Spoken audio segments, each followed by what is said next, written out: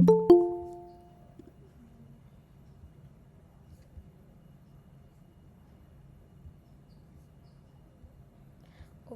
so okay, I hope you've been able to see the recordings of this online session. So for those of you, if you're not able to access, I'll just share the YouTube link with you. So this is a link to the channel, and all the videos will be uploaded here. You can also access it through Swayam. Okay. So, and yeah, two more announcements before we get started. So there was this request regarding shifting the tutorial timings, and we had conducted a poll also, but almost, I think almost majority are okay with the timing, with the current timing. So then I guess we'll not switch. um, I hope that is fine. And yeah, and also the quiz 3 is also out, and I think quiz 1's deadline was 2 days ago or something. So you'll see the correct answers. We'll upload the solutions to the quiz. And if you have any questions, or if you want some particular question that you want me to take up during the tutorial, then you can send it to me through email. Then in the next tutorial we can discuss it. Okay.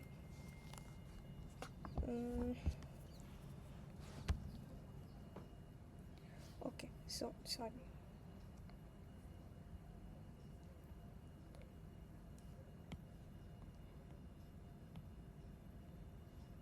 Okay, so the topic for today is graphs.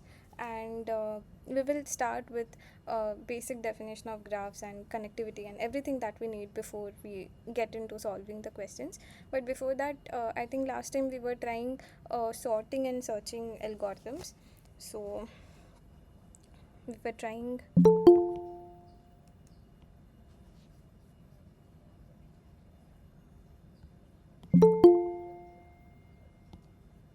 Okay, so this week we'll look into graphs. In particular, we will look at what is called uh, depth first search, or DFS algorithm, and we will also look at breadth first search, or BFS algorithm. We'll see some interesting questions on these, and then we'll see what is called topological sorting. So these are the key um, topics for today. But before we get into this, there was one question that we were trying last time, which was about the number of inversions. So we said that if, let's say, you have an array, and you have, say, numbers 4, 2, 6, 3, 9, 7 written here. Then we said that let's say this indexes are 1, 2, 3, 4, 5, 6 in this array. Then we said that you look at every pair of indexes. Okay, so there are some people who want to join. I'll admit them. Okay. Okay, so we said that you look at any two pair of indexes. So let's say you're looking at index 1 comma 2. Then the value of index 1 is less than that of 2, but the value of the element at 1, which is 4, is greater than the value of the element at 2, which is 2. So it's sort of not respecting the order. It's in fact the reverse order of what it's supposed to be. So sorry. Okay, so such a pair is what is called an inversion. So this is an inversion, the pair 1 comma 2. But if you look at pair 2 comma 3, can you tell whether this is an inversion? So 2 is less than 3, but what about a of 2 and a of 3? So is this an inversion?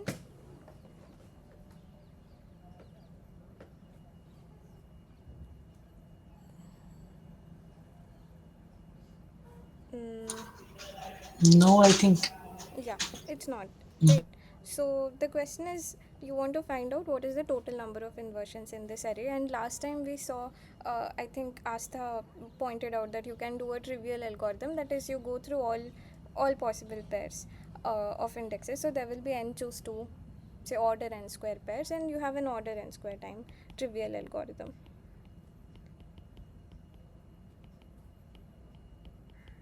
Which is that you go through all pairs and update your counter. Okay. But then we also saw that one of the sorting algorithms um, naturally can be modified to give you this inversion number. So does any of you remember what that algorithm was?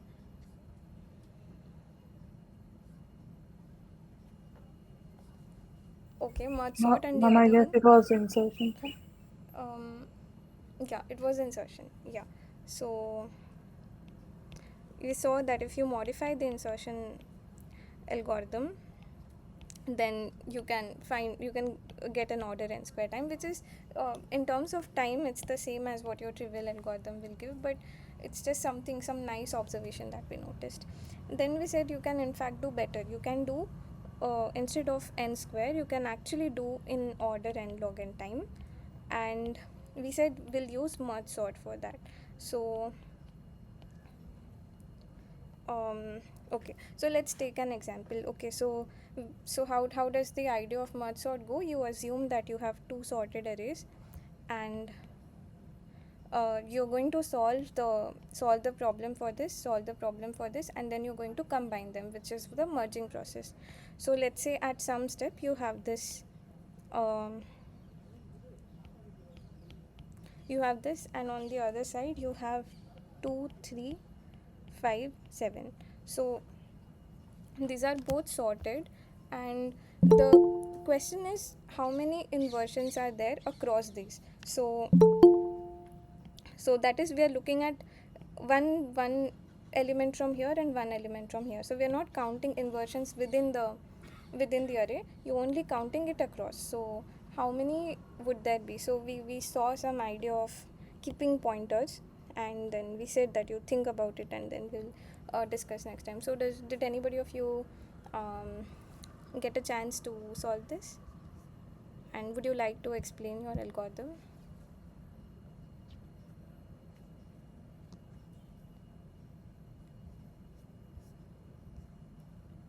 I mean, even if you have some partial thoughts or any starting ideas, that's also fine.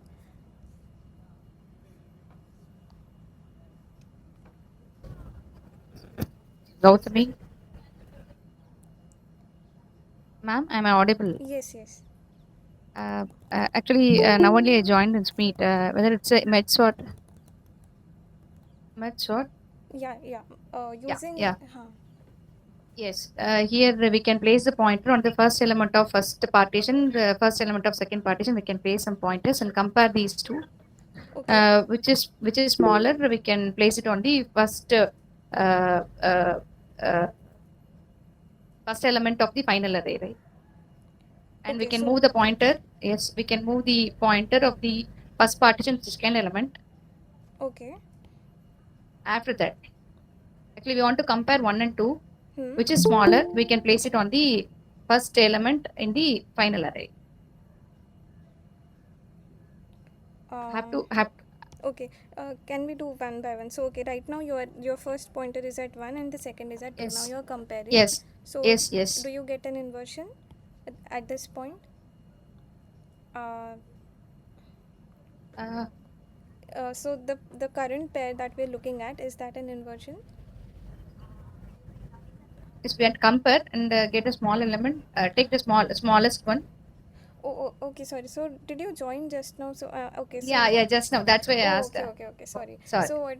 Oh, sorry. So what we were saying is there's something called inversions, which is if you look at two elements in the array, then say in this case, let's look at the first and second element. So 1 is less than 2 in terms of index, but the value that is stored at 1 is larger than the value that is stored at 2. So this is sort of opposite of the ordering of the indexes. So this is an inversion for us. But if you look at 2 and 3 for example, then 2 is smaller than 3 and the value that is stored at 2 is also smaller than the value that is stored at 3. So this is not an inversion for us. So the question is, you are going to look at all possible pairs and count the total number of inversions. So what we said is that in this merging process there's something you can do, uh, some small modification you can do to get the number of inversions. So uh, yeah, so does anybody want to attempt?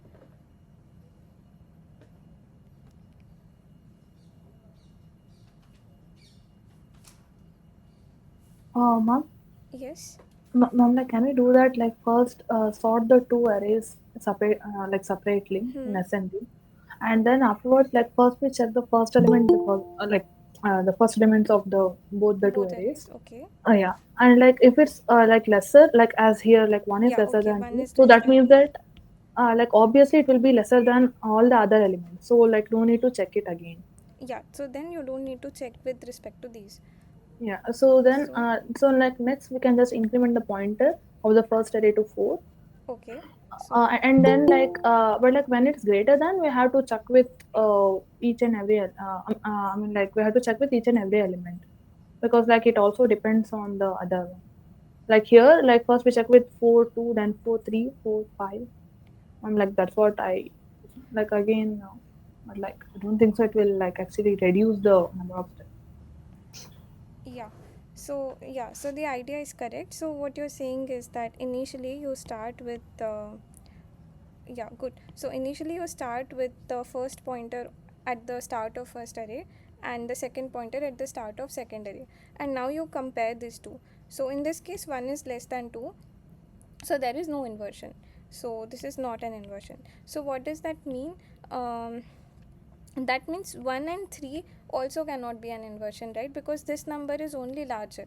So if this is already smaller than this element, so if 1 is already smaller than 2, then it's also smaller than 3, it's also smaller than 5, and it's also smaller than 7. So there is no point in comparing this element with any of the elements there. So we've already uh, used the fact that the element the this array is sorted, so we don't have to check amongst these. So what we'll do is, now we will increment our pointer, left pointer to the right side.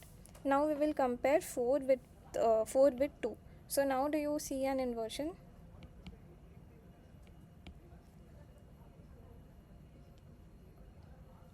So is there an Yes, inversion? yes. Yes. So then what do we do? What does it say? It says something more, because the array is sorted. Note that this array is also sorted. So does it tell you something more? We Does need to first move 1 into the sorted array, then after that we can compare 4 comma 2, hmm? then move 2 into the sorted array, then compare 4 comma 3, move 3 into Yeah, the sorted array, yeah, and initialize another variable to keep track of how many we have moved from the right partition, so that when the pointer comes to 5, 4 we cannot compare, it is not an inversion, 4 comma 5 is not an inversion. yeah, So we yeah, move yeah. so we move 4 to the sorted array, then the left pointer moves to 6. So next time when we compare 6 with 5, it is an inversion, but also we have to add for 2 comma 3, because 6 comma 2 and 6 comma 3 also form an inversion. So we need to add those two also. So we need to keep a track of the variables that have been removed from the right partition, from the values, sorry, not the variables. Okay. So let's Yeah, yeah, I yeah, yeah. think the idea is almost is there. So the I mean, I'm just asking a very simple question. So we know that 4 comma 2 is an inversion pair, so Yes, that yes, yes, also tells us that 6 comma 2 has to be in fact everything that's after this, they're yes, all going to be inversion. So you yes, don't yes. need to check Yeah, all of them. So yeah. this is an inversion, hence everything after that is going to be an inversion. So is this clear to everyone? Are there any questions about why uh, about this step?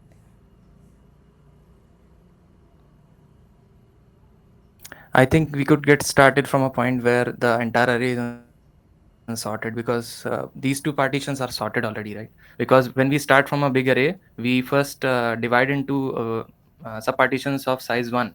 So from there, I think it would be more apparent. I mean, it is to me, but for others, maybe if they ask.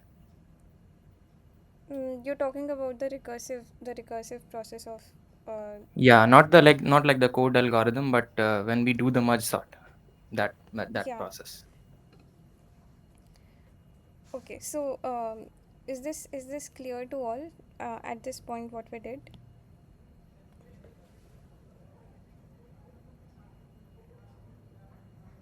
Mm, okay, Yes, maybe. Okay, thanks.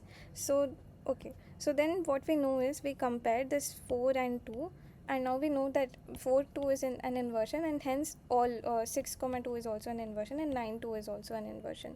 So now what do? We are going to increment our pointer of the second array. So now there is one pointer at 4 and there's other pointer at 3, and we're going to compare them. So what happens? So what does this tell now? Do we have an inversion? Yes, yes. Yes. So then that also means that 6 comma 6 3 and 9 3, they are also an inversion. So once you have an inversion here, all the other pairs are also going to have. So you're already going to count for them. And then now that this is done, we will increment our pointer on the right again. So you have 4 4 and 5. So now do we have an inversion? No. No, right? So that means 4 5 does not have an inversion, and hence 4 7 can also not have an inversion. So there's nothing to compare on the right. So then we will move this uh, this left pointer to the right. So we will compare 6 and 5 now. So what do we get? It is an inversion. It is an inversion, yeah. So what about others But yeah, 6 comma 2 and 3 are also inversions. But 7 will yeah. not be. 7 will not be. 6 comma 7 will not be. Yeah, I meant other people in the call. I was waiting for their responses. yes, ma'am. It's an inversion. Okay, good. So this is also an inversion, and hence you know that 9 5 is also going to be an inversion. So 9 5. So now what is the next step? So which counter should we increment? Someone other than Abhinav.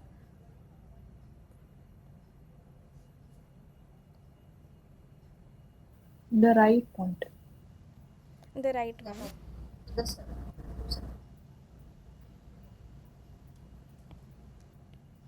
Okay. So now what do we compare? 6 and 7. Huh. So that is not an inversion. So which one do we increment? We increment this to 9. The The left one. So 9 comma 7, and this is an inversion. But now there's nothing left here to check with. So you are done. So what is the total number of inversions we counted in this case? So if you count, what all did we get? These are the three, and these two, and this one. So altogether we have 9 9. inversions. And what is the running time of this algorithm? So we had two sorted arrays, and we wanted to count the inversions across them. So what is the running time that we used?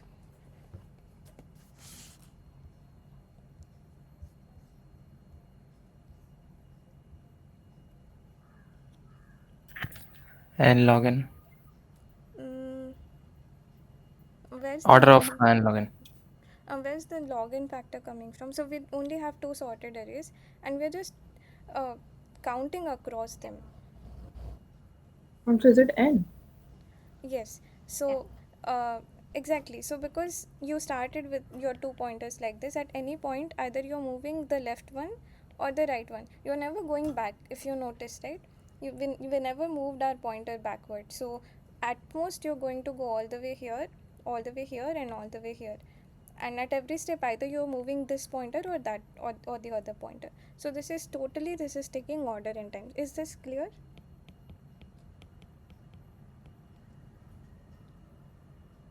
Okay, so then where is the n login thing coming from?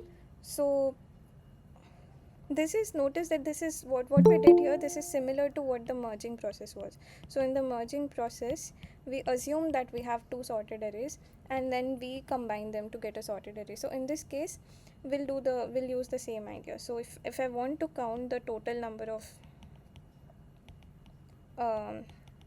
inversions in an array, then I'll think of I'll break this into two subarrays, and so I'll count the inversions on A1.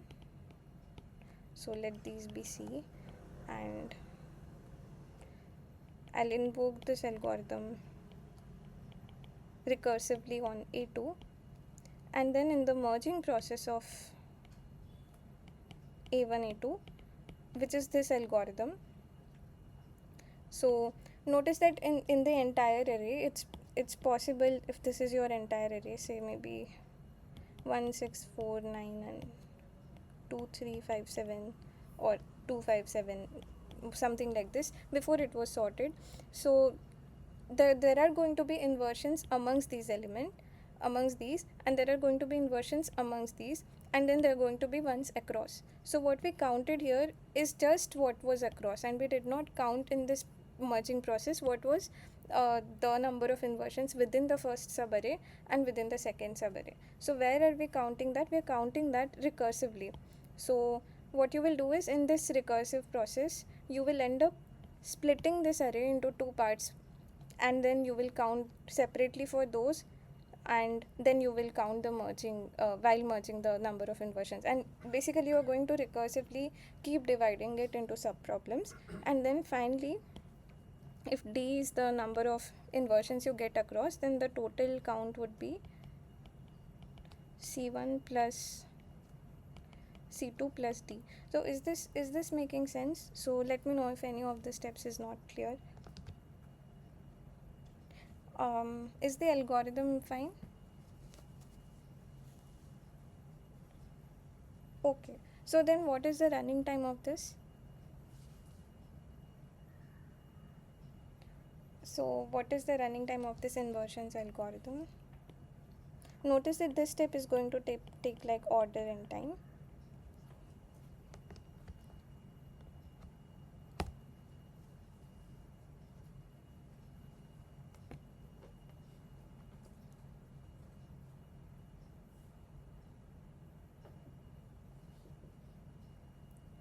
Okay, so let's ask a simpler question. What is the recurrence relation of this for this algorithm? So if T of n is if T of n is the time taken by inversions algorithm to solve and for an array of size n, then how do we write the running time of this algorithm in terms of the smaller problem? So how much time will this take? Even if is of size half, it's of size n over 2, so how much time will this take? T of n by 2. T of n by 2, and the other one also it takes T of n by T 2. of n by 2, yes. And this is order n. So what we'll do, we will add all of them. So what Yes, do 2T of n by 2 plus n. Yeah, good. So you get 2 times T of n over 2 plus order n. So let me write C times n. And then what you do is you can simply do a substitution here. So if you substitute, you get 2T of n by 4 plus 2 Cn by 2. Sorry, Cn by 2 plus Cn. And if you expand this, you get 4 times T of n by 4 plus Cn plus Cn. And if you keep on doing this, so can somebody tell what happens at the last step? So what happens when T becomes this becomes T of 1? How many terms will I have here?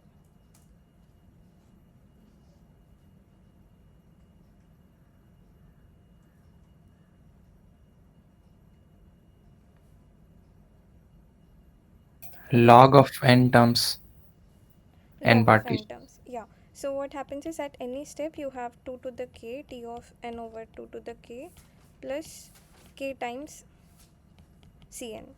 This is what you get. So in this case in particular, when k is 2, this is what you get. When k is 1, this is what you get. So if you choose k to be log n, then what you get is you get 2 to the log n times t of 1 plus log n times Cn, and this is nothing but n times t of 1, which you can assume is a constant. So this is some c prime plus Cn log n, and therefore this is altogether, this is an order n log n algorithm. So the recurrence relation of this algorithm is exactly same as that of merge sort, and the analysis you do, it's the same analysis that you did for merge sort. And so finally when you add this to solve for t of n, this is what you get. So is this fine with everyone? Yes. Okay, good. So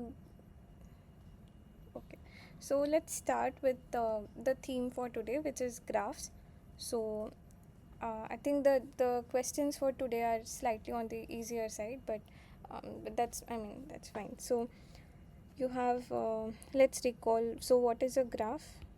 You have a set of vertices and you have a set of edges. So you have some, let's say,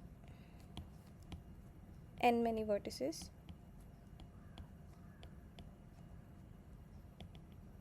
maybe I'll just draw 5 vertices for now, and then you have edges. So what is an edge? Edge is a subset of these vertices. So let's say 1 comma 2 forms an edge E1, say 1 3 forms an edge E1, E2, then you have E3. So this is just pick any two vertices and you can draw edges across them. And let's say E5. So this is an example of a graph. So okay, so let me just okay. So are you familiar with any other representation of graphs? So what we do is like a graphical representation of the structure. So do you know any other way in which you can represent it? Yes, Matrix. matrix and adjacencies. So what you can do is you have something called, this is a graphical representation.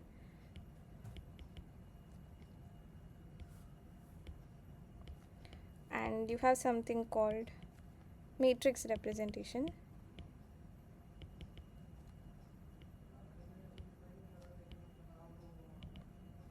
So what are the rows and what are the columns? So if let's say I want to have adjacency matrix, so what do we write on the rows and what do we write in the columns? Vertices.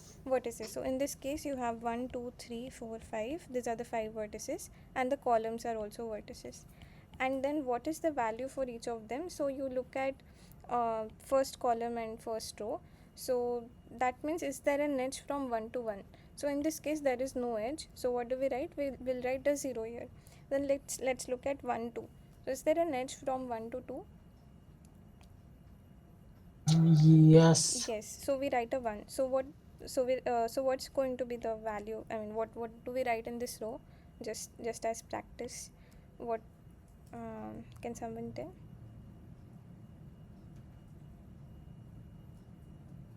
E2 is edge 1. 1 to 2 is 1. 1 to 3 is 1. 1 to 4 is 1. 1 to 5 0. Yes, for 2 to 1 1. 2 to 2 0. 2 to 3 0. 2 to 4 0. 2 to 5 1. 3 to 1 1. 3 to 2 0. 3 0 into 4 0 3 to 5 0. For Number next 4, so just tell me where 1. it's going to be 1, which column sorting. Yes. 1 0 5. 0 0 1. And 5 is 1 Next everywhere, so 1 0. 0 0 1 0 1 0. So, thanks. So, if you look at this matrix, do you see something peculiar? Is it just any matrix, or is it always Symmetric matrix. Symmetric. it's a symmetric matrix? So, what does that mean? If let's say this is the matrix, if you take a transpose of it, you're going to get back the same matrix. That is, if you read this row, that is same as the column here. If you read the second row, that's same as the second column. So that's what we mean by transpose. So so why is that happening? What is it about graphs that gives It such is a a non-directional graph. That's why, like, exactly? So there are no directions in the graph. That's why whenever there is an edge from 1 to 2, you also get an edge from 2 to 1. That's what it represents. So 1 to 2 is an edge, hence 2 to 1 there has to be an edge. But what happens if we add directions? So let's say some of these have directions now, and I'll add one more edge, and now I'll add self loop also. So self loop is just an edge that goes from the same vertex to the same vertex, and to itself. And let's say this. So now how does this change the matrix? Which values will change? So just tell me the ones that are going to change. in directional case, there will be a concept of out and in degree. Okay. So I think according to that we use, like, for in degree we use like +1, I guess, and for out degree -1. Okay, but I can also change the definition. I can just modify the definition. So I'll say that, uh, okay, if you look at a row and a column, so the entry is going to be 1 if there is a okay, so let me say the entry at 2 3 is going to be 1 if there is a directed path, directed edge from 2 to 3. Okay, so that's how I'm defining the matrix. So there are only 0 1 values. If there is an edge from 2 to 3, then you say 1, otherwise you say 0. So based on that definition, how will you modify the, is the definition clear to everyone?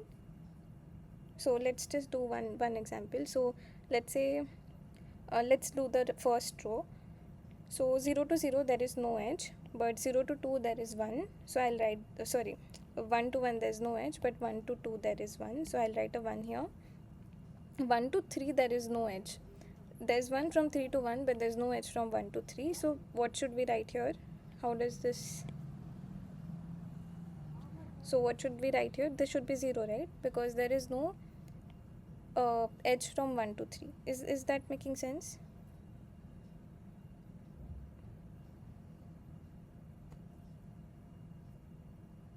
Okay, if it is, then okay, good. Then what should we write for the for 1 4?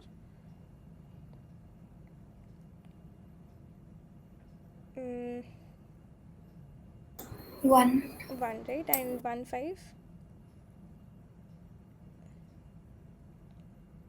0 0, right? So can you just quickly point out which of these entries are going to change? Only the ones that are going to change.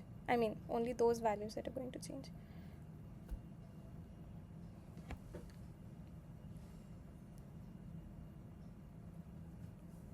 2 to 1 is 0. Okay, good. Okay.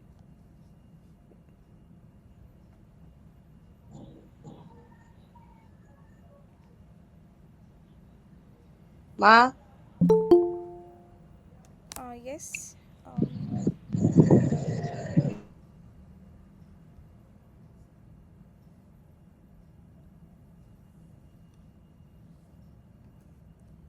Okay. 2 to 5 is also 0, Mama.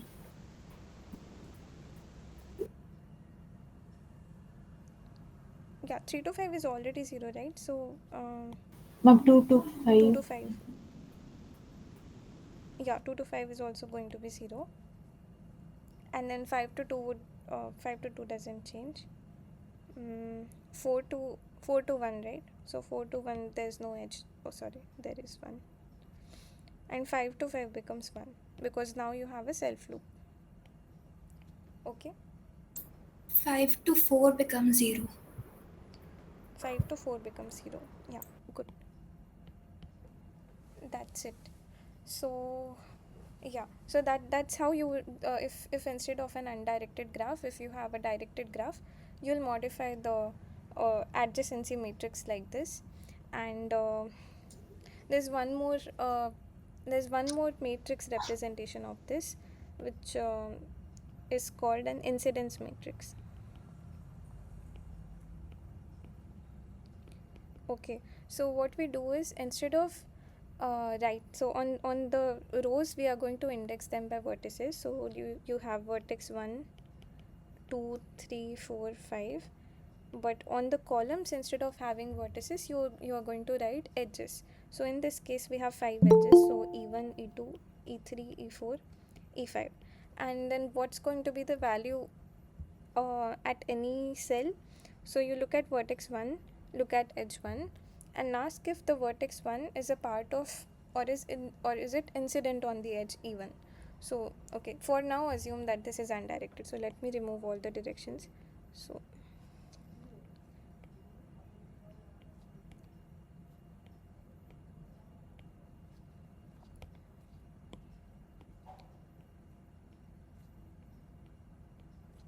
okay, so vertex 1 is incident on the edge e1, so we'll write a 1 here.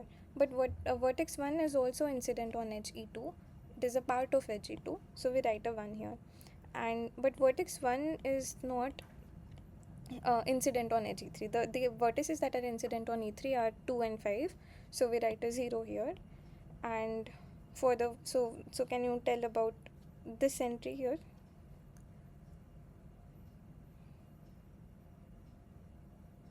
0.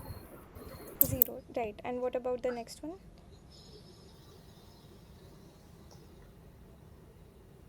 Oh, sorry.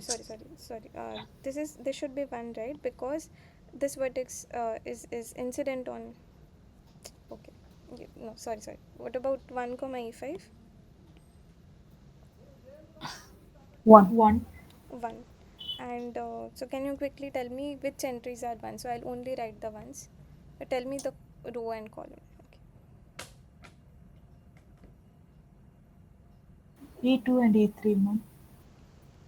2 and e3. Okay, this is 1.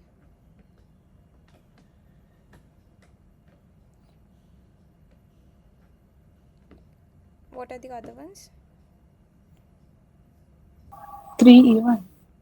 3 e1, yes. 3 e1. 4 E4 and E5. 4 e4 and e5. And 5. 5 is E4 and E3. 5 is e4 and e3. Okay.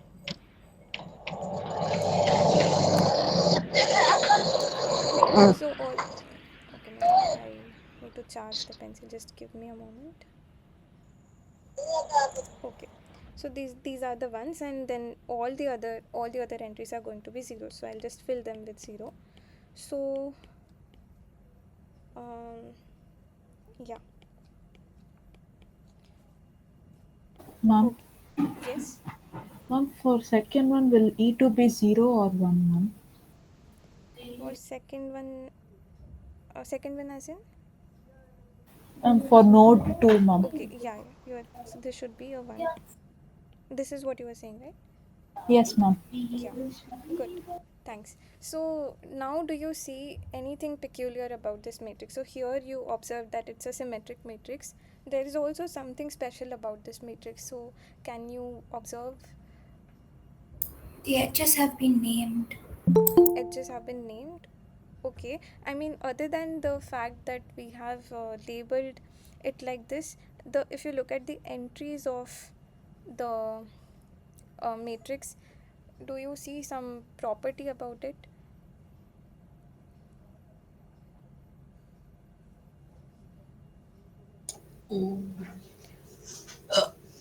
Vertex degree.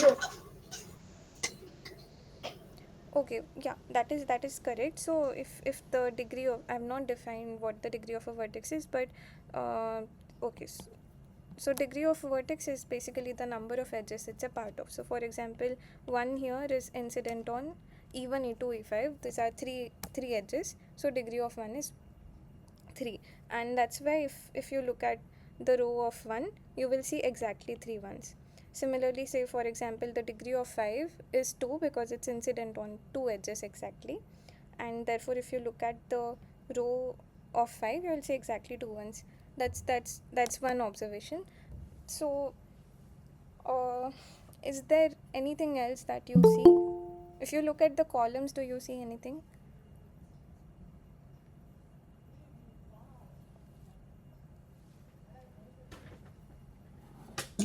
Like from column we can say like E1 is adjacent with the B1 and B3. Yeah, but yeah, that is from the definition. But let's say you take the sum of the columns. Exactly two edges. Exactly. So if you take sum of the first column, you get 2. If you take the sum of second column, there are exactly 2 ones, and same happens for all of them. So this is not a coincidence. Why is that happening? Because every edge, the way we define the edge, only takes 2 vertices. So it's yeah, every edge is incident on a pair of vertices. That's why if you look at this, you will see one end, so you'll only see 2 ones, and all of the rest of them are going to be zeros. So is this clear? So if you look at this, the column sum is always going to be 2. Okay, so is this clear? Okay, so now can you think of when do you want to use an adjacency matrix and when would you want to use incidence matrix? Um, anything that comes to your mind?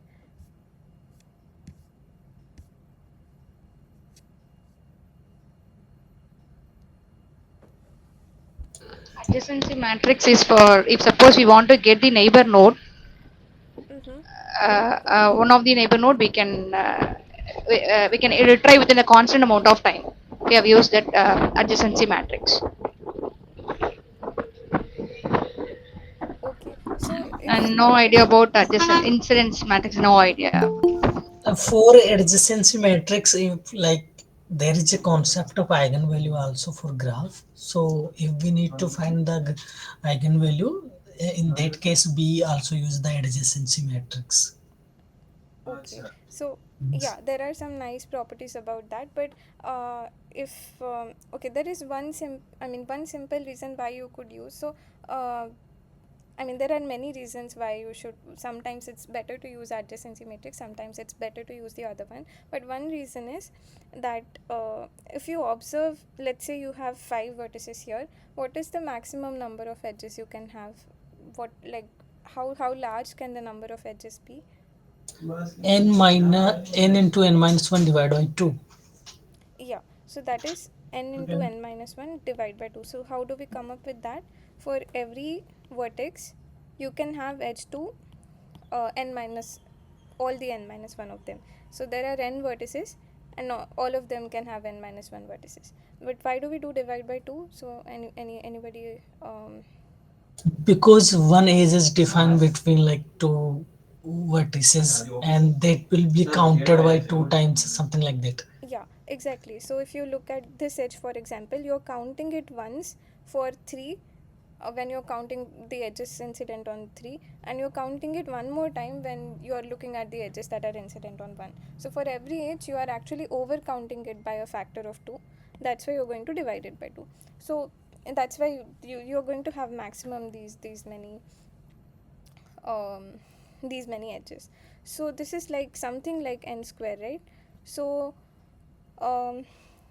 yeah, So the problem is that if you use incidence matrix, then the size of your matrix is going to blow up. So in here you can have like n square many columns and n many rows. So the size of the matrix will become n cube.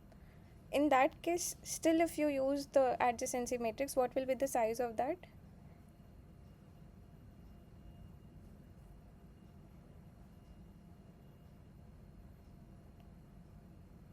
N square only. N square only, right? So in that case, if you want to save on the space, then maybe incidence matrix is not the right structure to use if you have lot of edges. But there may not be that many edges, right? There may be very few edges, and in that case maybe I'm wasting space by storing all of these entry, and maybe I just want to store those edges that are there rather than storing all of them. So in that case maybe you can use incidence matrix. So space is just one reason why you would want to choose one data structure over the other. And of course algorithmically there may be advantages for either of them depending on what the algorithm is, but that's just a side note. Okay, so is this clear, whatever we discussed so far?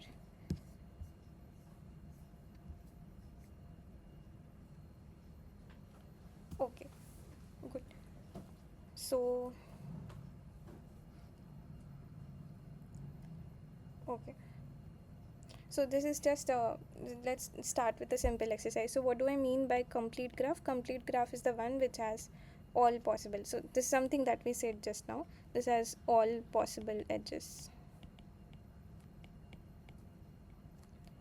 So that is between every pair of vertices you have an edge. So there are like 27 vertices,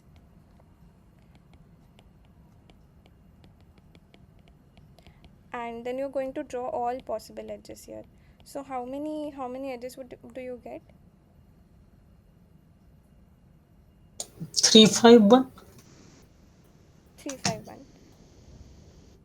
Yeah, so why is that? Because for every I'll just write the formula that we said just now. If anybody wants me to repeat the argument, then please let me know. We can, yeah. And this will turn out to be 351. So is this formula clear for everyone? This is okay.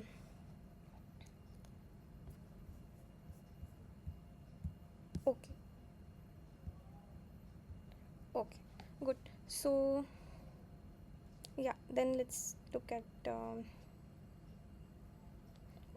maybe let's take this one first. So you have we defined the degree of a graph of a vertex. So let's say you have 1 2 3 4. Okay, so we said the degree of a vertex is the number of edges incident on V. So in this case for 2 you have 3 edges, so degree of 2 is 3. Okay, so the question is you have 5 vertices that are given to you and their degrees are 1 1 2 3 3.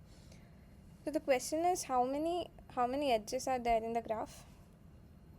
5. 5. Okay, so let's wait for others also, let's see what they come up with.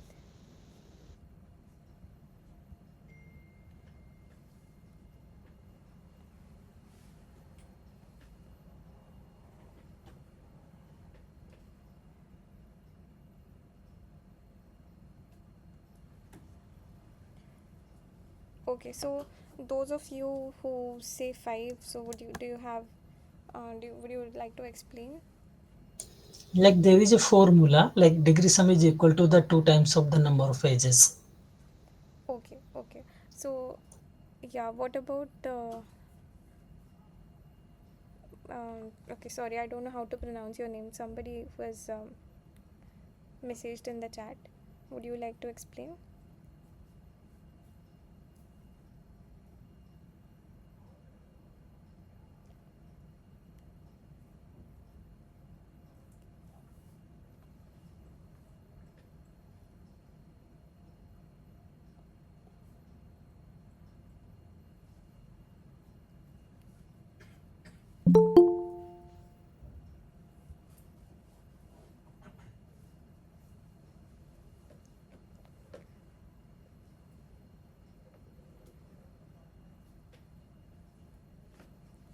Okay.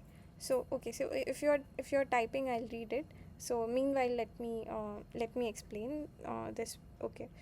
So um, yeah. So what we do is if you count the sum of the degrees, so you're going to sum up the degrees of all the vertices. So what does that mean? If the degree of vertex 1 is 2, then there are two edges that it is a part of.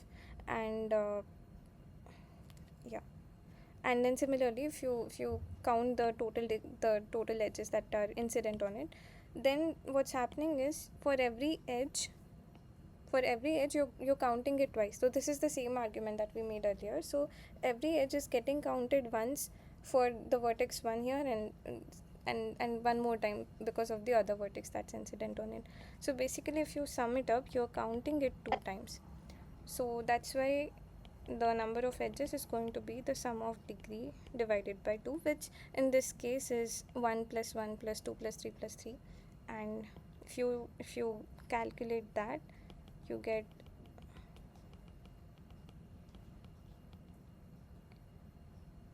you get 5. So yeah, so that is exactly the explanation that's written in the chat. But if there are any questions, or if you want me to repeat the argument, then please let me know. If it's fine, then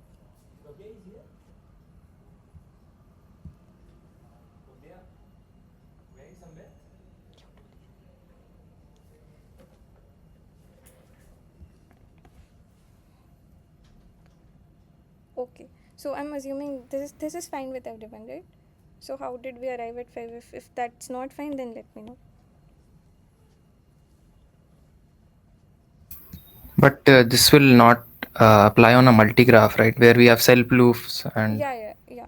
So this is a simple graph that's given to us. I mean in the question it was not clear. Yeah, I mean, because we never defined, I mean, in the whole, Okay. okay. Yeah. Okay, yeah, but a better way of writing it would be by mentioning it's a simple graph. Okay, so for those of you who are not aware about this, it's totally fine. So we're just saying that there are no multiple edges. There are just single edges between two vertices. Okay, so okay, I'll start with what is a tree. So um, okay, so if you have heard of trees before, how do we define trees? A simple connected graph without cycle. Okay, it's a simple connected acyclic graph. So how do we so let's define all the three terms. There are three terms here. Let's define one by one. So simple is something, I think sorry, I forgot your name. So I think Abhinav. So simple is something that we heard just now. So when do you say a graph is simple? When there are no multiple edges, and say there are no self loops. Okay, and what is a connected graph? Every pair of vertices connected by the path. Exactly. So um, so let's take an example.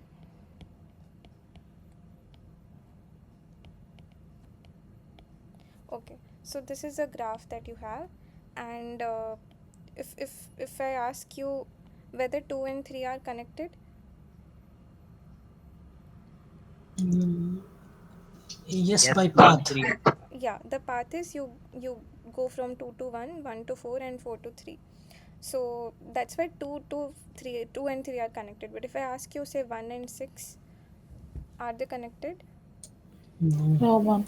No, because there is no path that you can take and reach to 6. It's a disconnected component. So if you look at any graph, you can divide it you can divide it into different connected components. So in this case, there are two components. This is a connected component, this is a connected component. There may be many.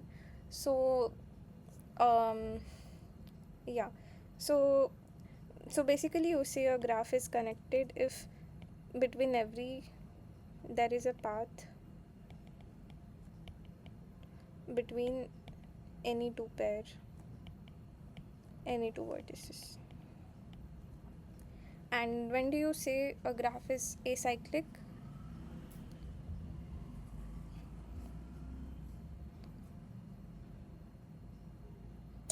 Doesn't have cycle. Doesn't have cycle. So what is a cycle? Every vertices has degree 2. Every vertex has a degree 2. So if every vertex, so let's look at one, say it has degree 2, so there has to be two edges that go out. Then let's say 3 has a degree of 2, so I have 4 vertices, let's say. So there must be one more edge that goes out. And now if you look at 4, we know that every vertex has a degree of 2, so where should and currently the degree of 4 is only 1, so where should that extra edge go? 2 to 4. Yeah. Connected 2 to 4, the graph is cycle.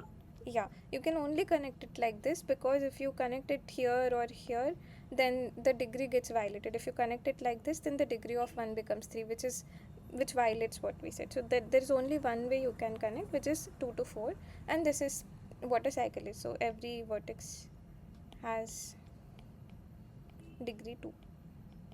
And what do we mean by acyclic? A graph is acyclic if there is no cycle in the graph.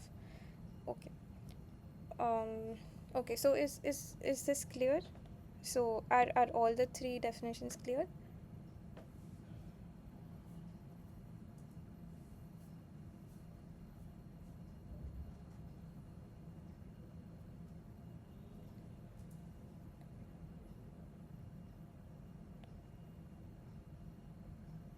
Okay, so there is some comment in the chat. I did not understand what do we mean by if we start from one vertices, we can never reach that V.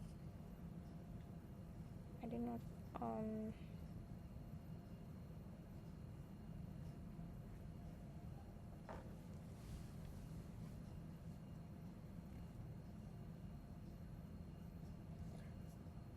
Okay, so if you're writing something, I'll check it out. Okay, so meanwhile, let me just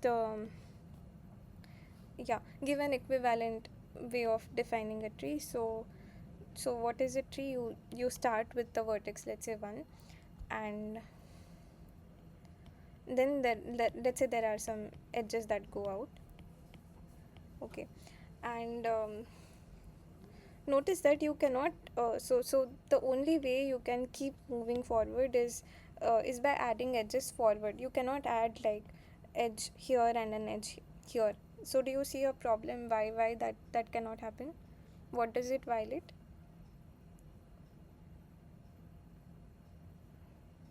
What? Yeah, so we are drawing a tree. So we started like this, we added edges like this, and there are these three. So we're saying if I add one edge like this and one edge like this, do you see why it violates the definition of a tree? What is violated? It will create a cycle, It no? will create a cycle, which is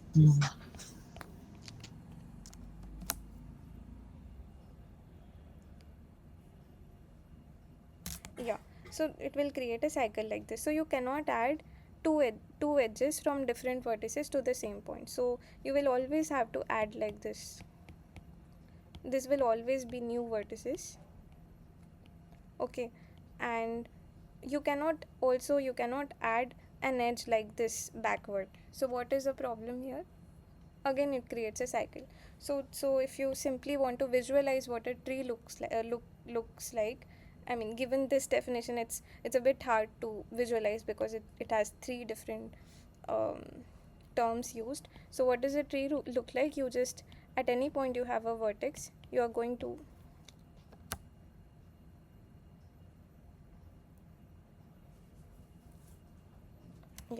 you're going to add edges like this and create new vertices. You're going to add edges further and create new vertices at every point. And you cannot have, say, vertices dangling here which don't have an edge. Otherwise, what is violated? What property of trees? Connected property. Connected property, exactly. So you cannot have vertices that are isolated. So that's simply what a tree is. And now, given that, let's try this question. So you have a tree given to you. It has 2048 vertices. The question is, how many edges does it have? B. B. Okay. So let's wait for others to try. If you have answers, then please write it in the chat.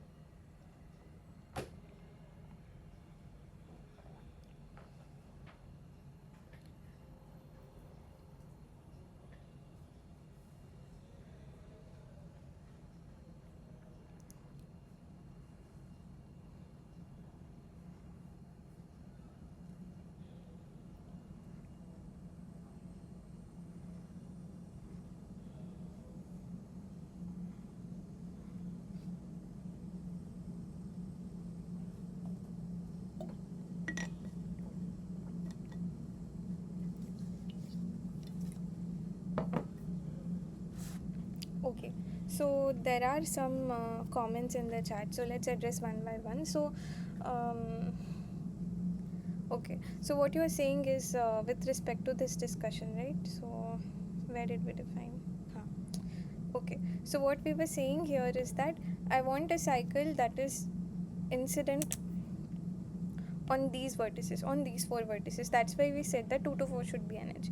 Instead, if you say 1 to 4, then you get this cycle, which is true, which I agree. Then you have a cycle on vertices 1, 3, 4, and this edge is just dangling like that. But if I want a cycle to be incident on these 4 vertices specifically, that was the question. So let me say it this way. Um, sorry. Okay. So this is what you are saying, right? If I add an edge, this blue edge like this here, then I get a cycle which is 1, 3, 4. But this whole structure the structure as a whole is not a cycle. It contains a cycle, but it's not. It itself is not a cycle. So if I'm defining a cycle, I'm only defining it on those vertices. So does that answer your question?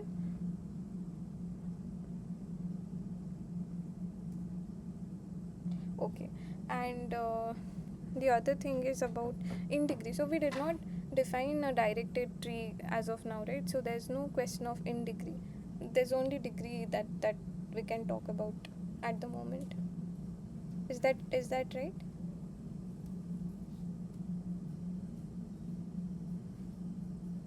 Okay, good.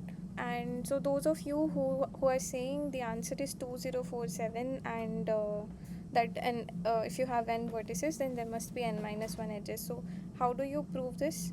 Let's say um, let's say someone is not convinced, then how do you prove that you can only have n minus 1 edges?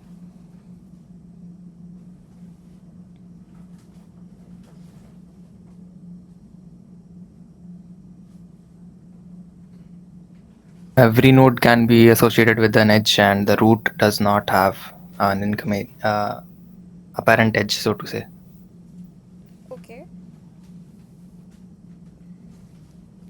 Okay, so intuitively, if you want to see, you can yeah, of course, like you can observe these properties and see for yourself with examples and so on. But mathematically, if we want to do it, so are you familiar with induction, or is there somebody who is not familiar? Then we will not discuss this. We'll just talk a high level idea.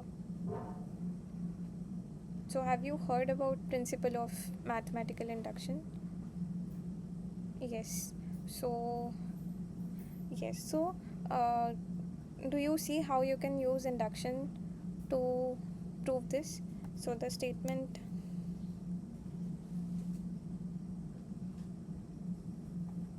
Okay, so there's a mixed set of.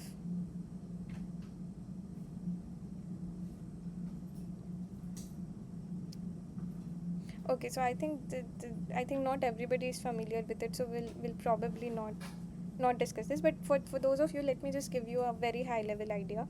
So induction is something that you might have seen how to apply on numbers. So you assume something is true, you want to prove some statement, uh, you want to prove some statement, and you assume it is true for n minus 1, and then you using that you show that it is true for p of n, and then there are some base cases. Okay, so for those of you who are not familiar, please ignore this. I'll just quickly talk about it and move from it. This is not related to the other questions that we're going to do. And the base case is, let's say, p of 1 or p of 2 or whatever you want, some small number. So this is how you conclude, and therefore you say that it is true for all n. Okay, but now let's say I have a tree that is that's given to me, and I'll just, okay, so these are some n vertices. I'll not draw the whole thing, but these are some n vertices. So so what I can do is I can use an induction. So in this case, the object that you are inducting on is not a number, it's a structure, it's a graph. So what you do is you induct on the number of vertices. Okay, so let's say you have n minus 1 vertices. Maybe I'll write it like this. So the claim is that a tree with n vertices has n minus 1 edges. Okay, so maybe let's start with a base case. So what would be a base case for this? N equals 1. What does that mean?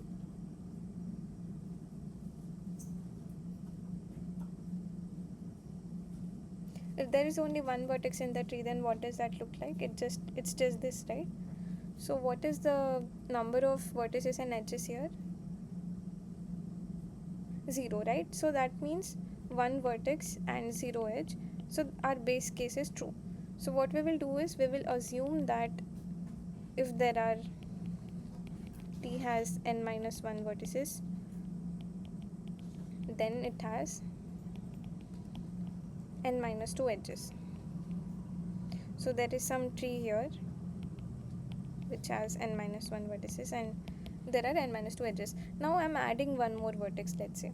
Okay, so can I just leave it like that? If I leave it like that, it will no longer be a tree because it's not connected. Right now there is no path from any of them, so I need to add it in a peculiar way, right? So how do we make a tree out of it now?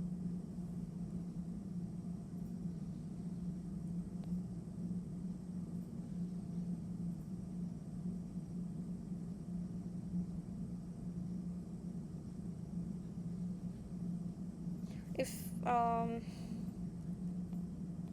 if let's say I have a small tree like this, say there are 5 vertices right now. Now I'm going to add one more vertex to it. So how can I draw an edge so that the structure still remains a tree?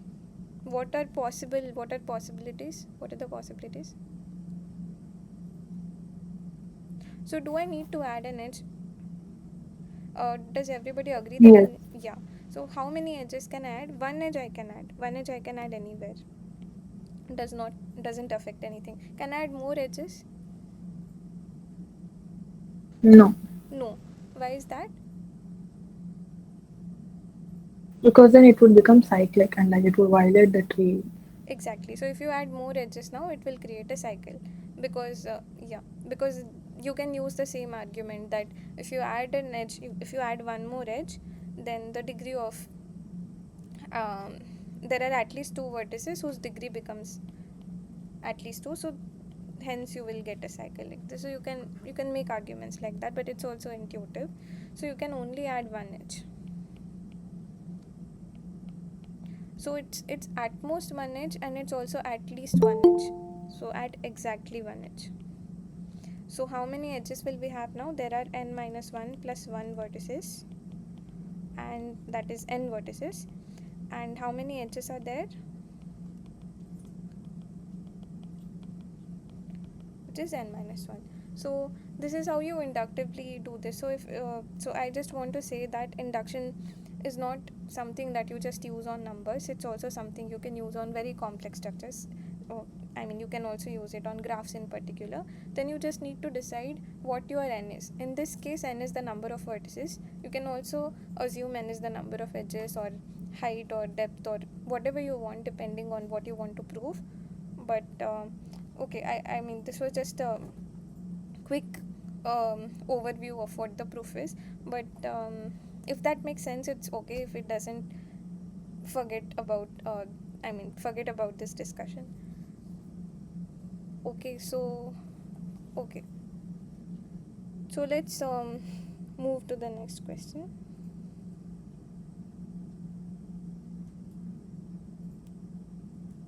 Okay, so okay, so try this out.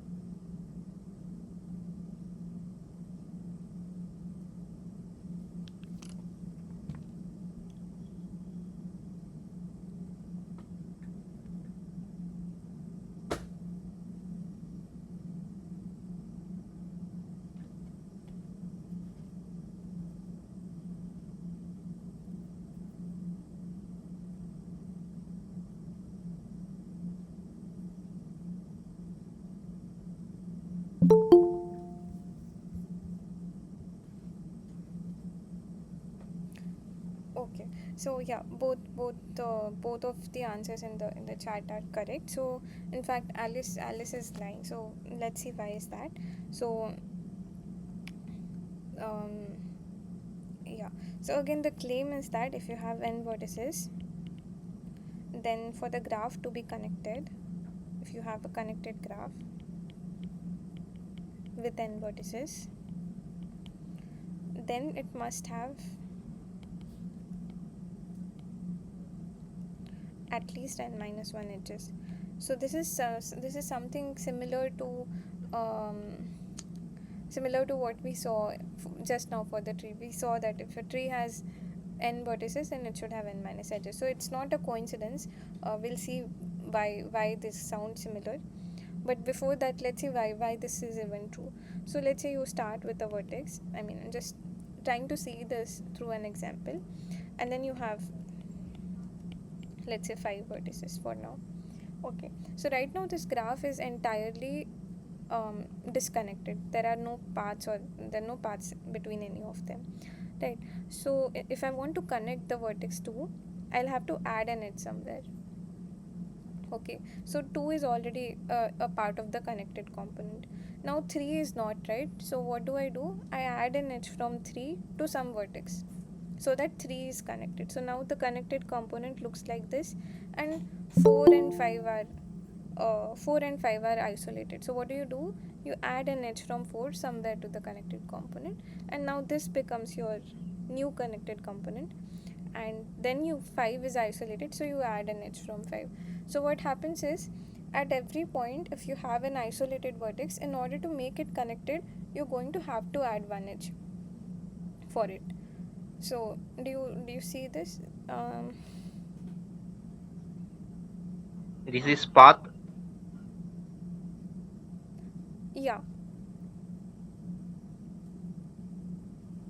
Yeah, if you add an edge to any of the vertices in the connected component, you'll get a path from any of them, I mean from one to the other. And in particular, what we formed just now is a path, which it may not always be, but yeah, that's a good observation. So yeah, so I hope this convinces you that if you have n vertices, and then for the graph to be connected, you should have at least n minus 1 edges. So in particular, if there are 32 vertices, then that for the graph to be connected, there should be at least 31 edges. And she claims that she has 25 edges, so she's lying. So Alice is lying. And is this fine with all?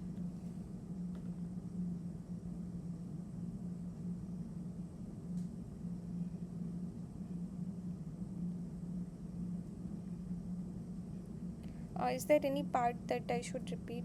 Please let me know. Okay, good. So do you see some connection between this fact and the fact that in a tree with n vertices, there should be exactly n minus 1 edges? So what this says is that tree is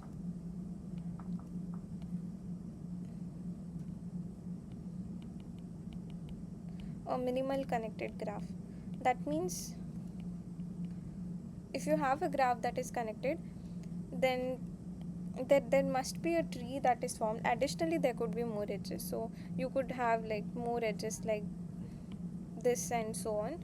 But notice that before I added all these red edges, the graph that was there already formed a tree. So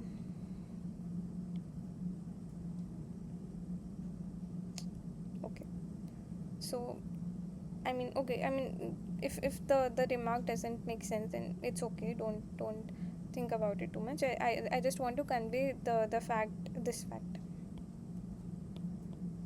Okay, so if that is clear, then let's move on to the next question. So I'll read out the question. You have a graph G. Again, assume it's a simple graph. Then there are k connected components. So we discussed what the connected components are, and let's say this n1 to nk are the vertices in it. So you have this graph G, and there are k components. There are n1 vertices in 1, n2, n3, and so on, nk vertices. So what is the maximum number of edges that you can have?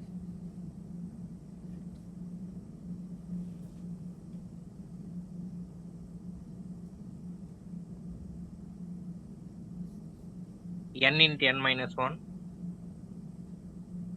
N into n minus 1. So that is one bound. Can we say something better? Can we say a smaller, possibly smaller number than that?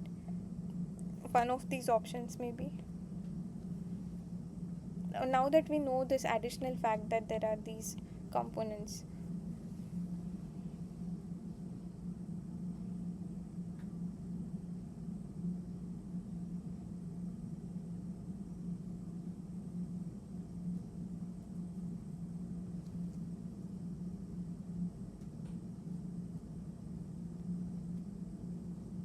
Okay, so maybe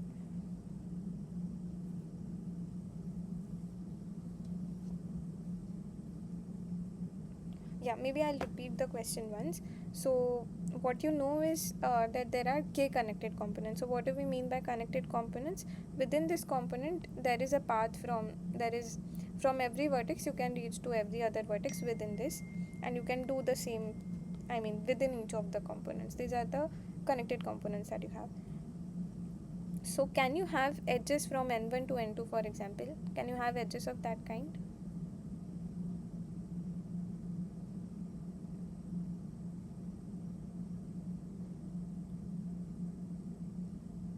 Maybe take an example and see.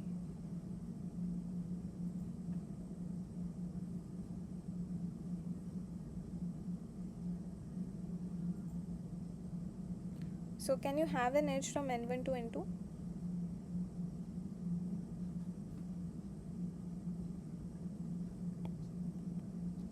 Okay, so let's say n1 is something like this. This is your connected, this is n1, let's say it looks like this, and n2 is another connected component, so maybe it looks like this. So can I have an edge like this? What happens if I add an edge?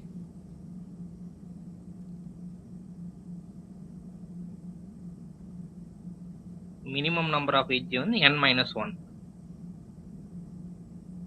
Yeah, we are asking what is the maximum number of edges that you can have. So the problem with adding an edge between the components is that now this becomes one entire component, right? But we said that n1 and n2 are two different connected components, so there cannot be an edge between them. Is that making sense?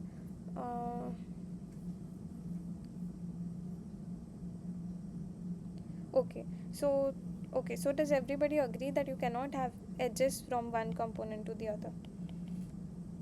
That cannot happen.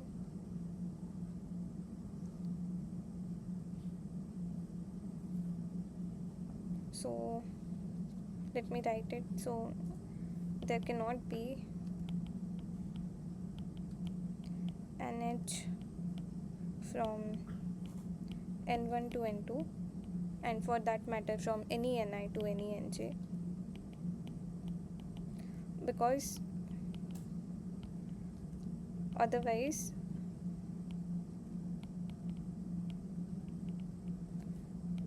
n1 and 2 becomes a single component, becomes a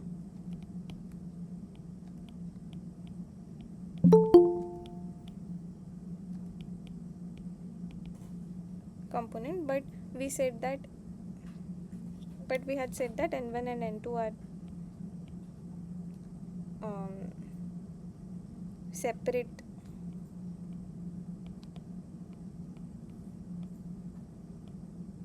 components. So I hope that is fine. So what is the maximum number of edges that you can have within n1? Let's say there are n1 vertices here, then how many edges can you draw?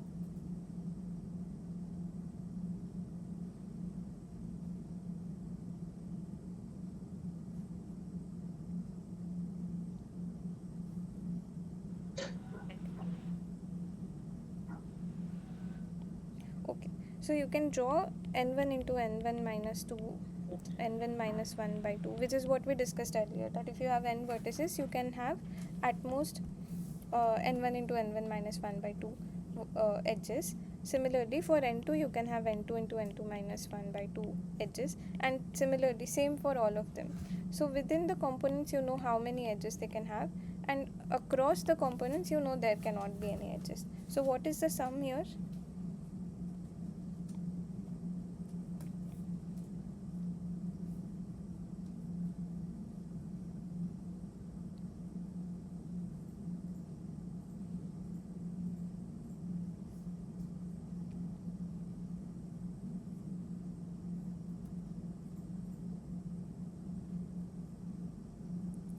Okay, so the sum would be n1 into n1 minus 1 over 2 plus n2 into n2 minus 2 and over 2 plus and so on, nk into nk minus 1 over 2. And that's your, I think some of you had already answered in the chat, I think Astha and Abhinav. So this is what you're going to get in the end. So this is same as summation I is 1 to k ni minus 1 over 2. So is this clear, or is there any part that I should repeat?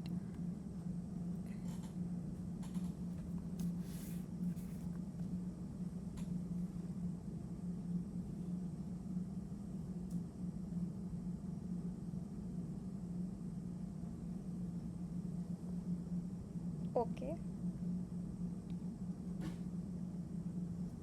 Okay, good. So maybe if it's not clear to you now, then maybe you can let me know at the end of the tutorial or in the next tutorial. I mean, if you would like to know.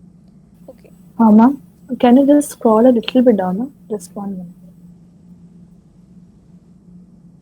Okay, yes, ma'am. Thank you. Yeah. So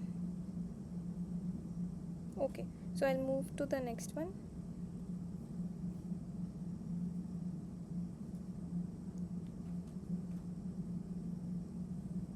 Okay,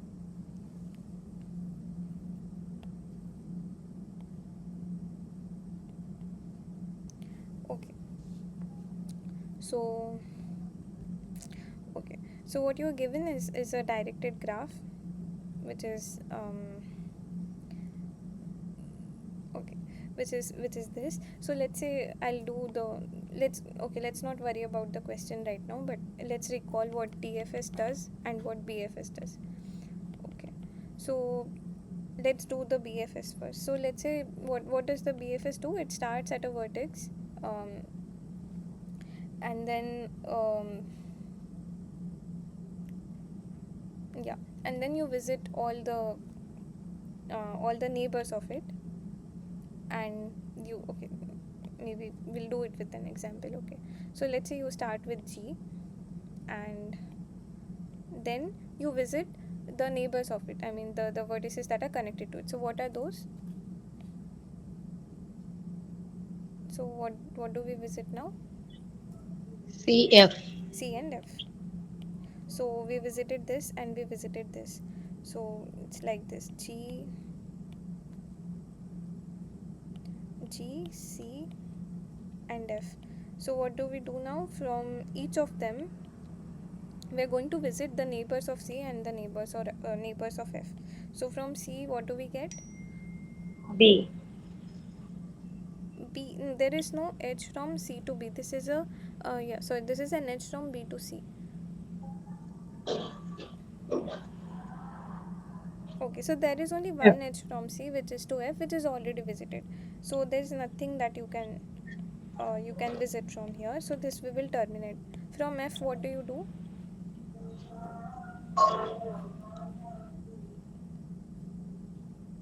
F to E.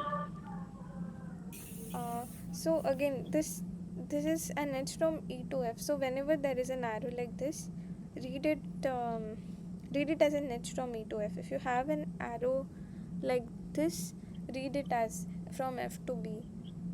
I mean, so yeah. So now where, huh? So where can we go from F now? F to B, F to B. Yeah, F to B. And then where do we go from B? B to E, B to E, because C is already visited. E Then E to to mhm, E E to to D. E to D, D. D to D A, to D A. to A, A to B. yeah, A to B. So B okay, already here. yeah, B is already here. So there were lot of other edges that we did not draw. Like for example, you started with G, then from G you came to C and F. From C there was an edge like this which we did not draw. So so yeah. Anyway, so maybe I'll not talk about the cycle part right now. Let's just simply see what is a DFS. What does a DFS do in this case? So if I'll just erase this part. Let's say you start your DFS algorithm at starting at G, then what does it do? It goes as deep as possible. So let's say it visits one vertex. Let's say it visits C for now. Then from C, it's going to take one more neighbor of C, which is F. So F. F. Then from F, where do we go? B. You go to B. From B, E. E. E to D. E to D, D to A. D to A. A to B is already there, ma'am. Huh. A to, yeah. So what happens when you go from A to B? You look at the other neighbors of B. So so now from B you had taken this E edge, and we did not um,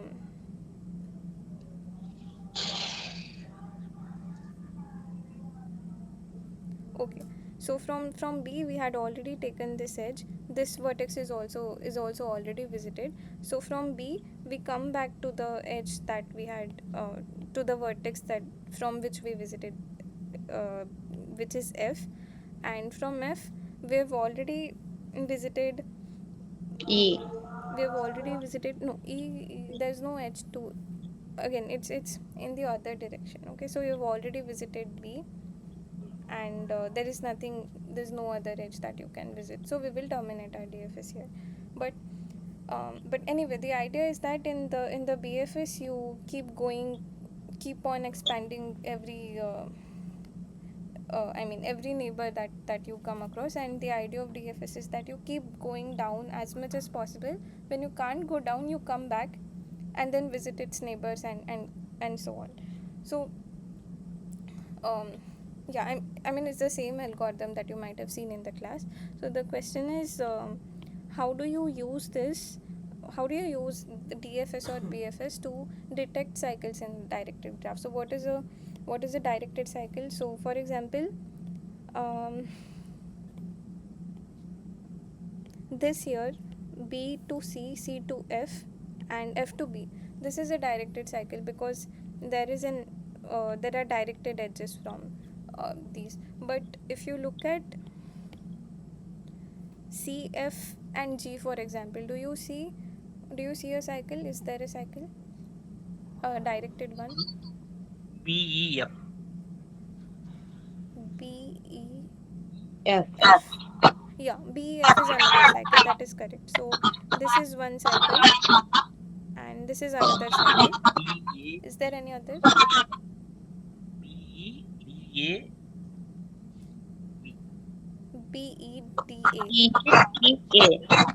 Yeah, that is correct. But notice that this is not a cycle because the edges, you can go from here to here and come from here to here, but there is no edge from F to G. So this is not a cycle. Okay, good. So now the question is, can you use any of these algorithms that we saw just now, BFS and DFS, to detect cycle? There may be many, but I just want to find one, let's say.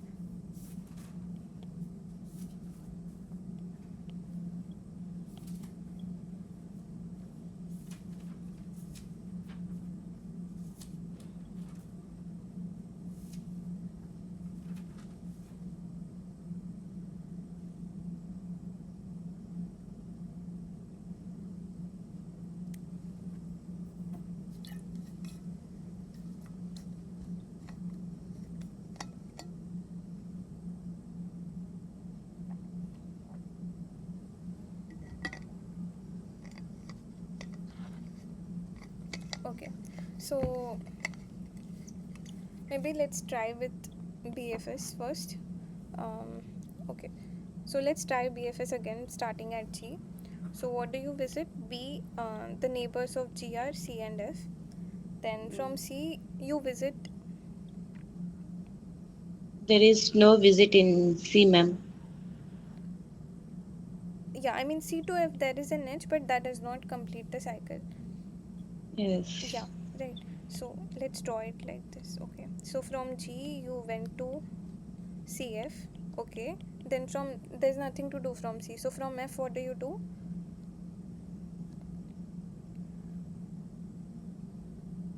So from F which edges you will visit? B, only B, B. right? Yeah, only B. Then E. B to E. B to E. There is again only no. There are two edges, right? Uh, B to E, and then there is B to C. And E to D, ma'am.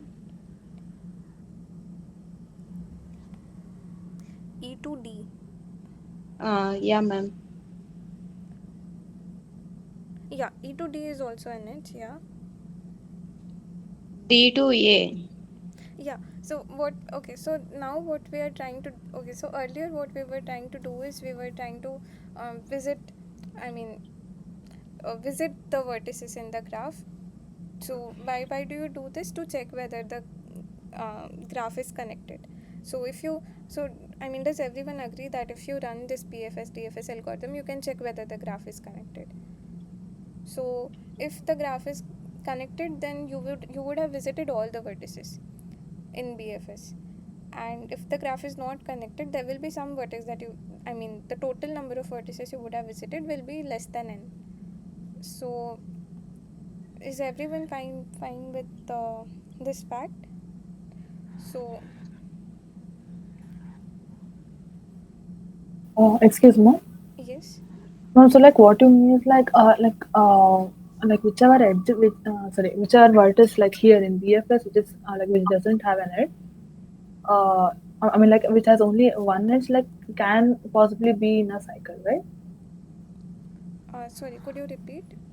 I mean like in a BFS that you have drawn, so Mm-hmm. like any node which has only one edge can possibly be in a cycle.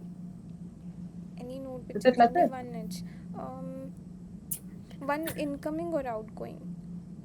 So one, Okay, altogether like there should be at least there should be one incoming and there should be one outgoing edge. Only then it will be a part of. In fact, in a directed cycle, every vertex will have exactly one incoming and one outgoing edge. okay.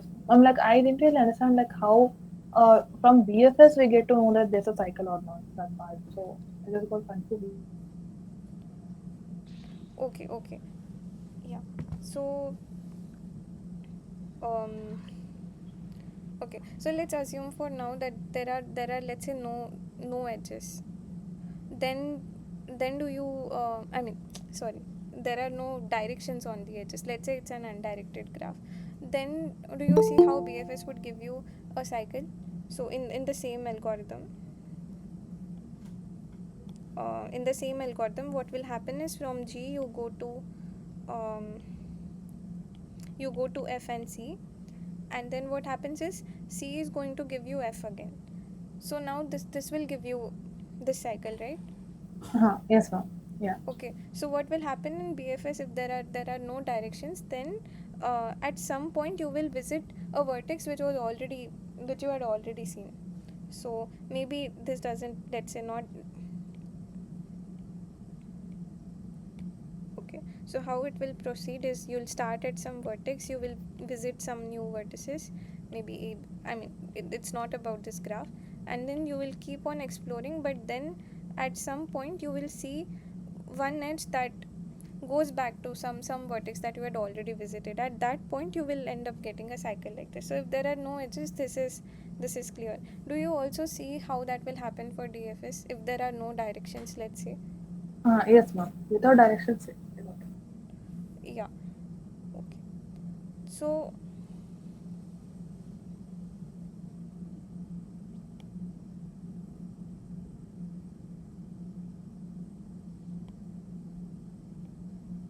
okay,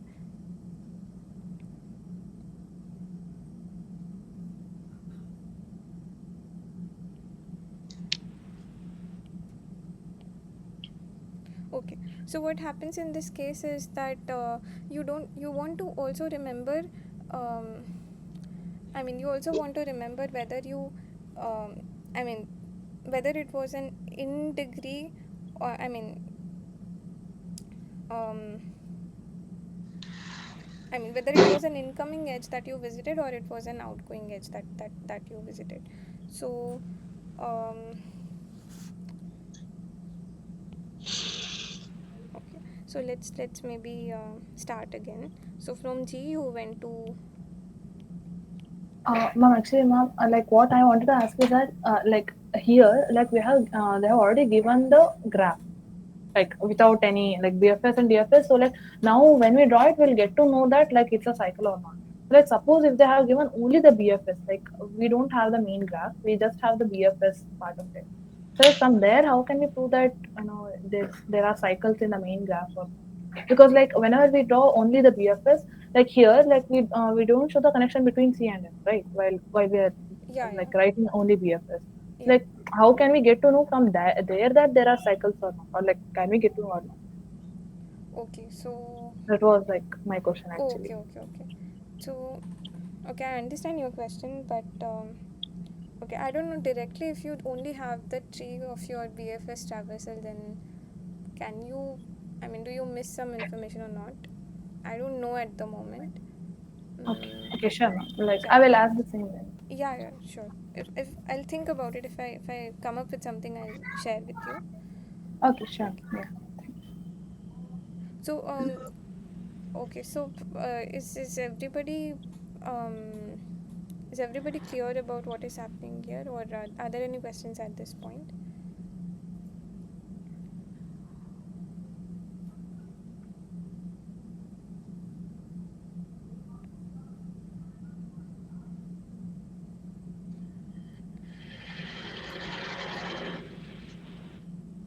Okay.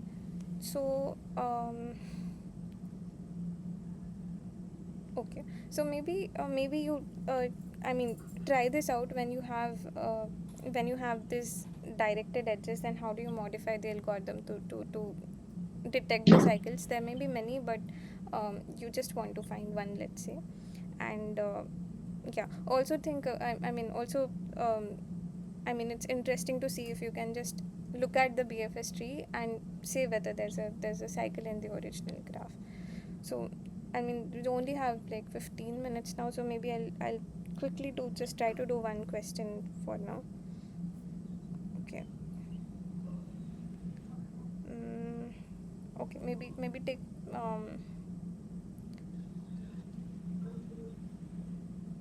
okay, maybe we'll start with this question. So we'll just define quickly what is a bipartite graph. A bipartite graph is one where you can divide the vertices into two parts. So there are some vertices here, let's say 1 2 up to k, and then there are some other vertices here, a b, maybe I'll just call it vk plus, I mean k plus 1 to n.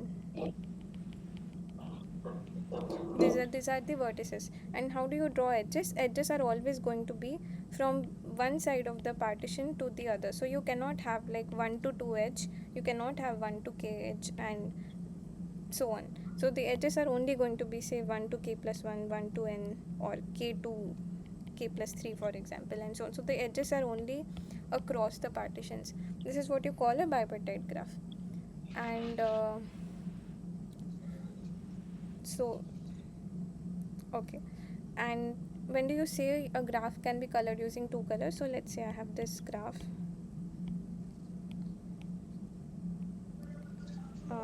okay, which is a Ma'am, cycle, huh? bipartite graph means crossing like 1 to n and 1 to k1, like that, ma'am. Yeah, you have some vertices here. Let's say you have Mm. 5 vertices here, and then you have, let's say, 10 vertices here, and the edges are only going to connect from one partition to the other. It can be any one vertex from here, one vertex from here, or anything like that, but you just cannot have edges between these. Okay, ma'am. Okay. And what do you mean by a graph can be colored using two colors? So you um, I mean, let's say you start with the vertex and let's say color it with black. Then the neighbors of it, I cannot color with the same color.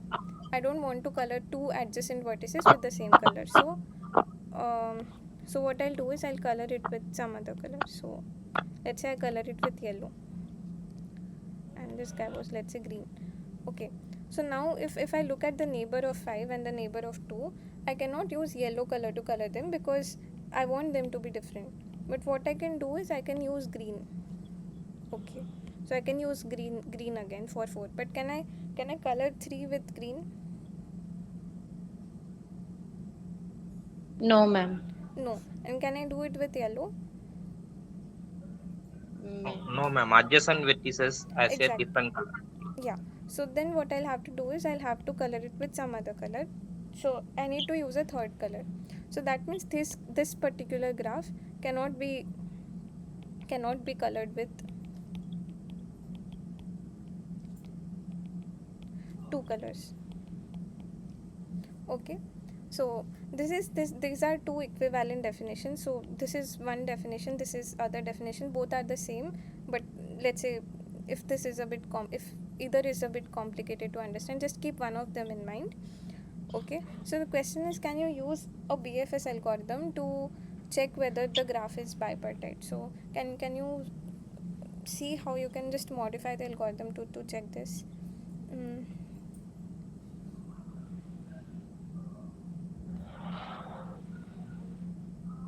Ma'am, in second one we take only 5 elements, ma'am. Yeah, for I just gave an example. There may be n vertices. I just drew one graph which has 5 vertices. Okay. So this is not a bipartite graph. This is a non-example, right? Because it cannot be colored with two colors. An example would be, for example, 1, 2, 3, 4, something like this. Sorry, something 3, like 2. this. 3, 4. Yeah, this is a bipartite. This is not bipartite, and this is bipartite, because you can color it with two colors. So okay, so you want to check, I'm giving a graph to you, it may or may not be bipartite, and you want to check whether it is. So can you use this algorithm, I mean modify this algorithm slightly to get to check?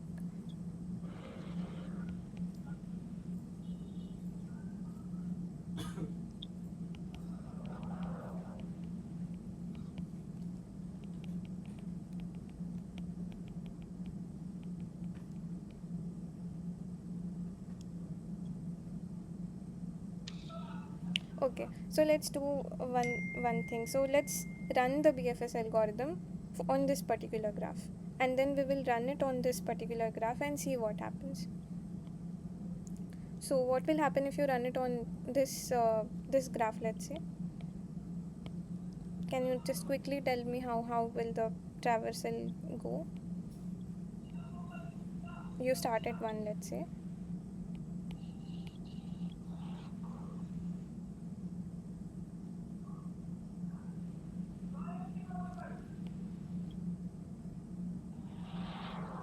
Okay, you start at 1, then you see the neighbors which are 2 and 3, and then you take the neighbor of 2, that is 4, and then you have visited all the vertices, and this is still a tree. Okay, but let's see what happens here if you do the if you run the algorithm. Can someone quickly tell how this will proceed? So let's say I start at 1.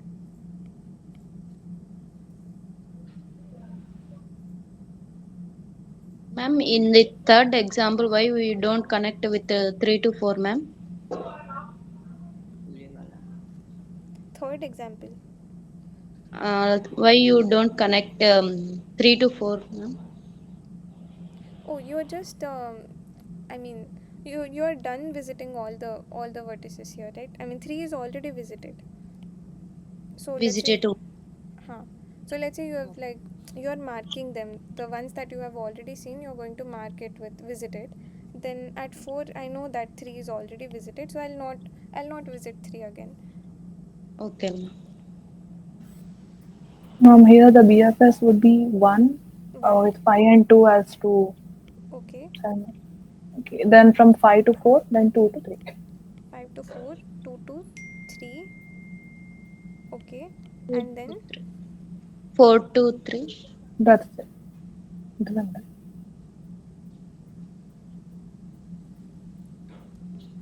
okay. So what happens here is that if you think of these as your um yeah. Okay, so what happens? So, do you see? I mean, if I'll just let you observe. So, do you see the difference um, between the two? Um,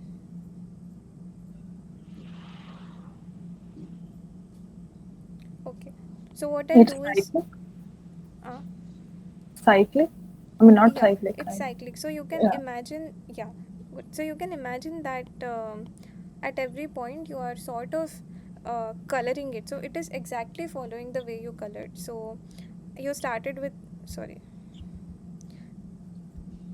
So you started with 1 and that's your partition color of green.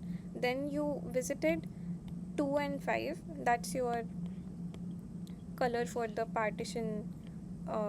Let's say you are coloring that partition with 2. Then what happens is you visit um, 4 and 3, so you can color them with green. So every odd odd level we are coloring with green, and every even level we are coloring with yellow. So then you color these with green. So this is an extra information that sort of you're storing into your, I mean, you can think of this as some extra memory that you're using to store the color of the vertex.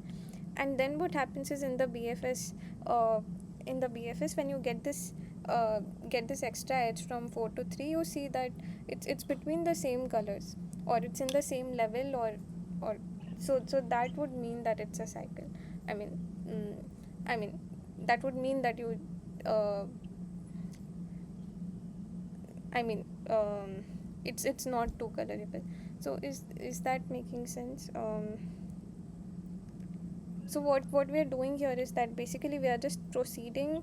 The BFS is exactly following the steps of the in which you are coloring the vertices step by step. Something similar to what we did here when.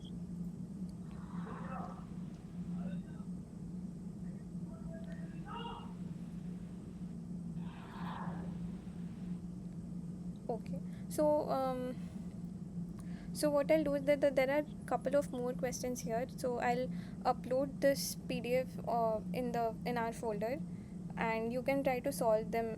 If you have any questions, then we can discuss it. You can let me know. We can discuss it next time. So there are a few questions on topological sorting and on which we could not take up for now, but yeah. I'll also, this recording will be uploaded on YouTube. The link I had shared earlier. So yeah, I think I'll stop the session for now. Okay. Excuse me. Yes. And just a small request, ma'am. Like, can you just, ma'am, like quickly tell what is exactly the topological order? Ma'am, like just a Okay. small, Yeah. ma'am, maybe 2 or 3 minutes. Okay. So I'll just quickly recall what is a topological order. So um okay. So it um it's like saying that okay, let's take this example. It says that if you want to so course 1 depends on course 3. That means if you want to do course 3, you must have done 1. Only if you do 1, you can come to 3. What does this say? It says that if you want to do course 2, then you must have done okay, sorry, how am I drawing the edges? So if you do 1, sorry, I should draw it the other way. If you do course 3, then you can do course 1. And Course 2 depends on course 1. sorry, um, okay. And what about uh, course 1 and course 4? Okay. And what about the final thing? Course 3 depends on course 4. So how do you draw that edge?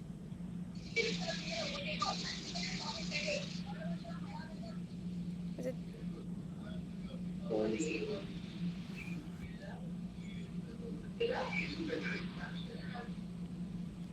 is this fine? 3 to, so 4 to 3, right? So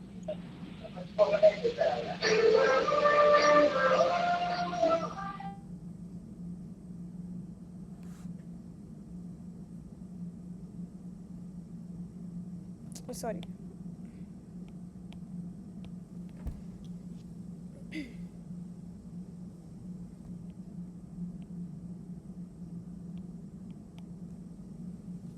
Okay, so what that means is I want to find out an ordering such that um, before I I want to find out in what order should I take the courses, so that I can let's say take maximum of them, or as many as I can. So in this case, what I'll do is, what I should do is I should first do course 4. If I do course 4, then I can do 3 and 2, and sorry, I can do 3. If I do 3, then I can do 1, and now that I've done 1 and 2, 1 and 4, I can do 2. Is that making sense? So basically it's capturing the dependency, so that um, I mean if it sort of it sort of captures the dependencies that rises in a lot of natural scenarios, that if you want to do task A, then you should have done task B. So what is the order in which you should do it, so that you can complete as many of them. So what is the algorithm? You can use okay, maybe I'll just describe for this example. So what is the algorithm here? You take a vertex with let's define what is an in degree. So in degree of a vertex is the number of incoming edges, and out degree is the number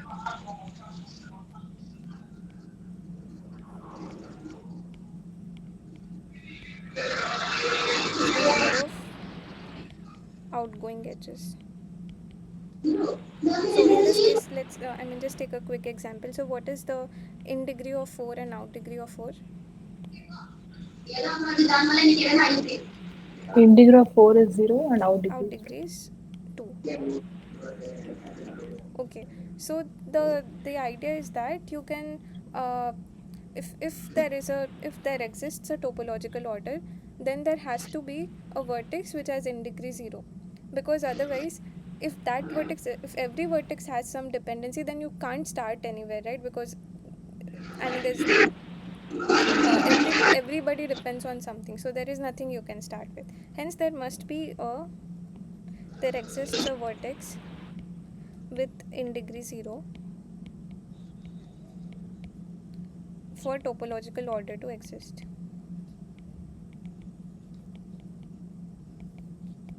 So this is a fact that you can check later also. Okay, so in this case, what happens? So you always start with such a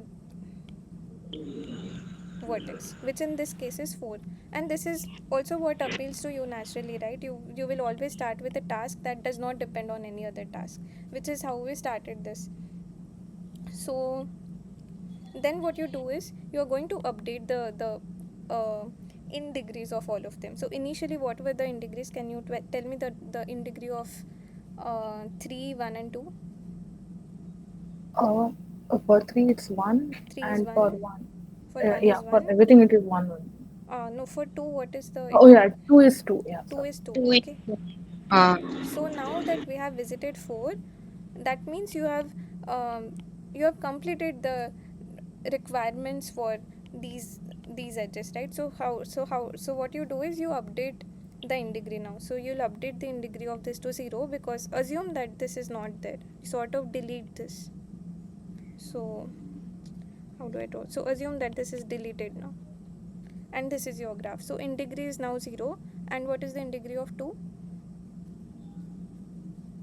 It's 1. It's That's 1. decremented. Yeah. Okay, so now you repeat the same thing. Now you have one more vertex which has an in degree of 0. You visit that. So that is 3. So you